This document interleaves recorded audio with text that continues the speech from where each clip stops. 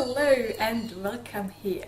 Today I have a couple of messages. The first one's really important, the second one is kind of beautiful.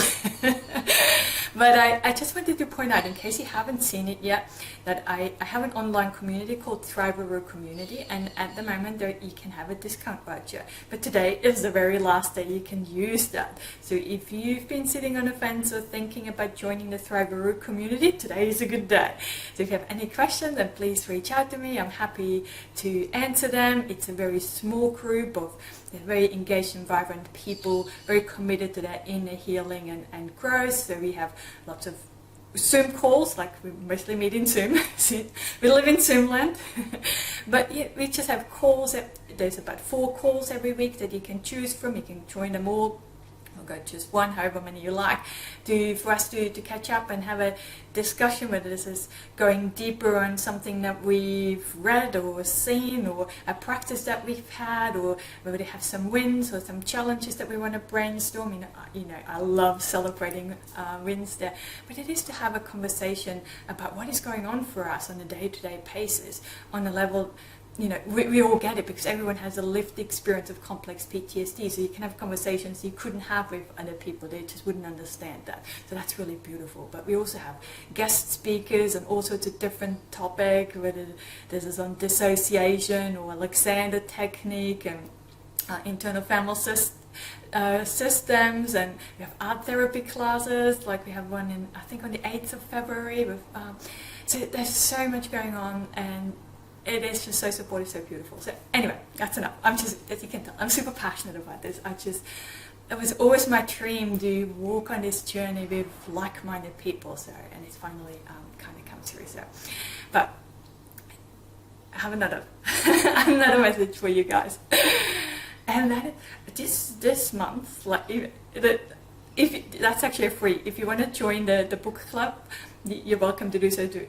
Every first of the month we meet up and we discuss a book, and this month's book was actually Peace is Every Step, and that's really made some big shifts for me this month, and I just wanted to share that with you. It is such a simple book, but the author is Thich Nhat Hanh. So I'm so sorry if I mispronounced that name. I keep doing that. But first I was really sad, but when I found out that he actually passed away this month, and I said, how is that? This is the book we have chosen to discuss this month, and this happens. And then I thought, no, it's actually beautiful. This can be a way of celebrating his work, what he left for us, And this book is just really beautiful. It's such a different read to all the trauma books and stuff. It's just short, simple sentences, but just highlighting to us that there is always beauty. Yes, there is that grief, there is suffering, there's injustices and criminal things happening in the world, but there's also beauty to help us see both of it, And I had this moment the other day where I was kind of walking through the park, and I noticed these clouds up there, and I've never been able to be that present or really connect with what he was trying to teach us, how we are in everything and we are so connected. And it was just a wonderful experience, and seeing the clouds and the different layers as the sun was shining in, and there was this glow, and it was just so beautiful. I was so touched, I was teary. It was this beautiful experience, and I so want you to have experiences like this too. And so I highly recommend that book. Whether you come to the book club discussion this weekend or not, but it's a great read. But we can use the principles that he teaches, or those practices in the book, which are so basic. You don't have to write things down and memorize, and there's no complicated steps. It's like the way you brush your teeth or put your clothes on, to put more awareness to this, being fully present.